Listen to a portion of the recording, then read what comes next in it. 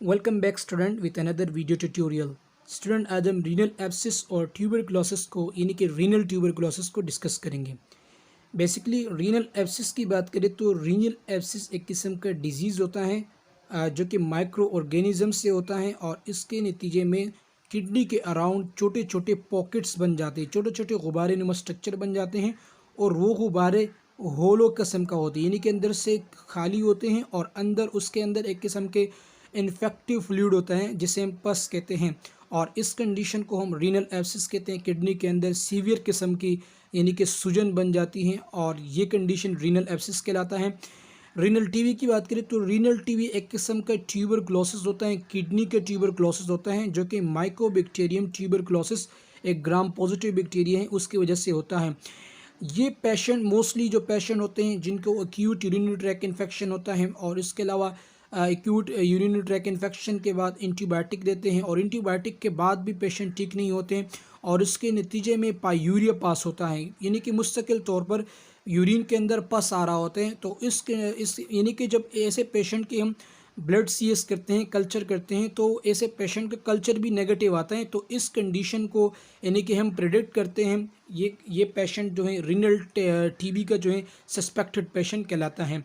क्योंकि patient initially urinary track infection के साथ आता है और उसके बाद डॉक्टर उसको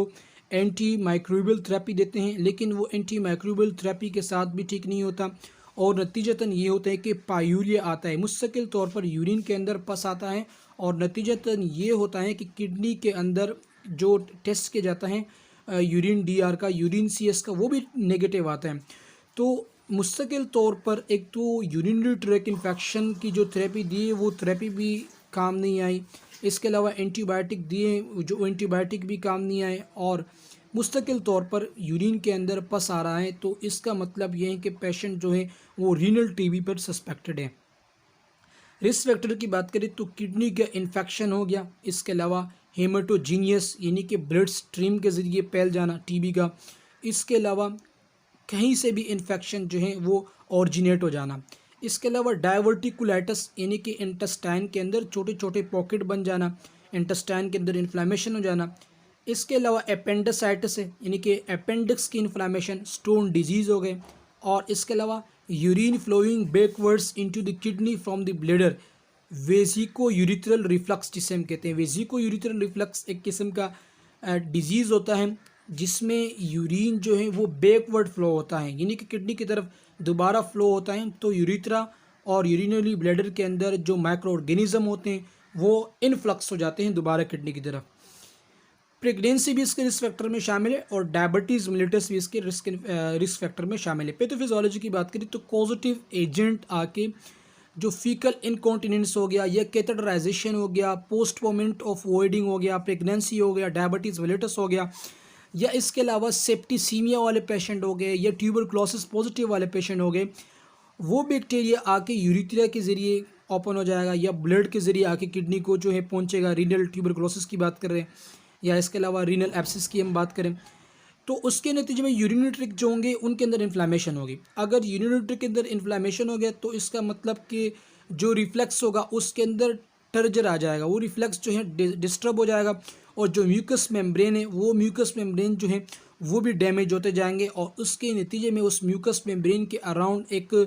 पॉकेट नुमा गुब्बारे नुमा स्ट्रक्चर बन जाएगा और उसके अंदर येलो कलर का पस फॉर्मेशन होगी और इस कंडीशन को हम रीनल एब्सिस कहते हैं। बात करें तो रीनल ट्यूबरकुलोसिस की, तो रीनल ट्यूबरकुलोसिस के लिए सेप्टिसीमिया हो गया या कोई अंडरलाइनिंग डिजीज़ ब्लड के ज़रिए वो रीनल आर्टरी और रीनल वेन के ज़रिए किडनी के अंदर जाएगा और किडनी के अंदर ट्यूबरकुलोसिस कॉज होगा।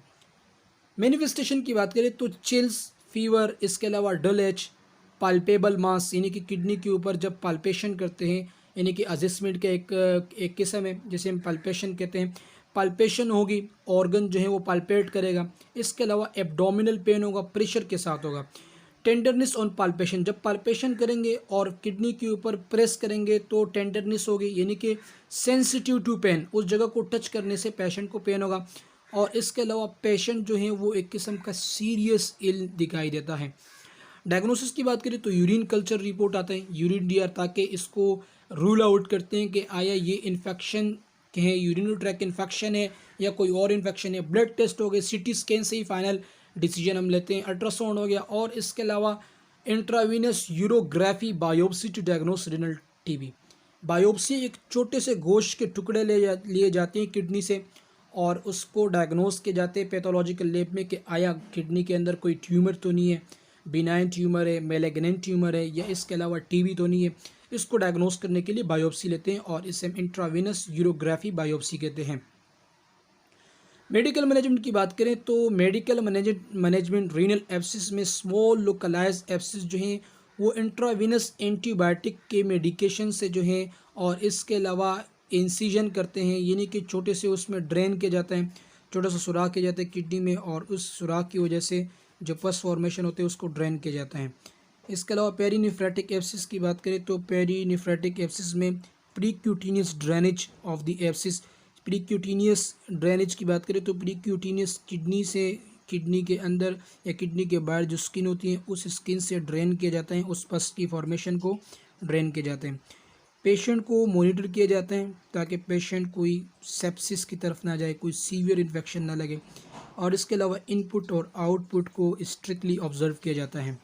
Medical management of renal abscess की बात करें तो रीनल एब्सिस जो है वो एंटीबायोटिक के साथ ट्रीट किया जाता है इनिशियली, और इसके अलावा वो एंटीबायोटिक डायरेक्टली ब्लड में लगाया जाता है, यानी कि आईवी रूट पे लगाया जाता है, और पस को ड्रेन करने के लिए सर्जिकल प्रोसीजर भी इंट्रावीनसली या सर्जिकल प्रोसीजर भी परफॉर्म किया जाता है। ड्रेनेज की बात करें तो ड्रेनेज सर्जरी के ज़रिए से होता है या कैथेटर एक ट्यूब लगाया जाता है उसके ज़रिए भी होता है, या नीडल स्किन के अंदर यानी कि किडनी के बाहर एक नीडल को दाखिल किया जाता है और जिससे हम प्रीक्यूटिनियस ड्रेनेज कहते हैं, यानी कि एक बड़ा नीडल होता है जो कि बैक साइड पर किडनी के अंदर दाखिल किया जाता है, जिसकी वजह से किडनी के बाहर जो टिश्यूज़ होते हैं उसके अंदर ड्रेनेज होती है, यानी कि जो पस होते हैं उसको ड्रेन किया जाता है, कलेक्ट किया जाता है। नर्सिंग केयर की बात करें तो फ्लूइड बैलेंस को मेंटेन करना ज़रूरी है, इसके अलावा फ्लूइड और इलेक्ट्रोलाइट्स को रिप्लेस करना भी ज़रूरी है। कैथेटर केयर करना है ताकि कैथेटर की वजह से यूटीआई ना हो जाए, और Foley catheter time to time उसको चेंज करना भी, जो फोलिक कैथेटर होता है उसको चेंज करना भी ज़रूरी है। हैंड हाइजीन और पर्सनल हाइजीन पेशेंट को प्रोवाइड करना ज़रूरी है, पेशेंट को एजुकेट करना है और पेशेंट को इमोशनली सपोर्ट करना है।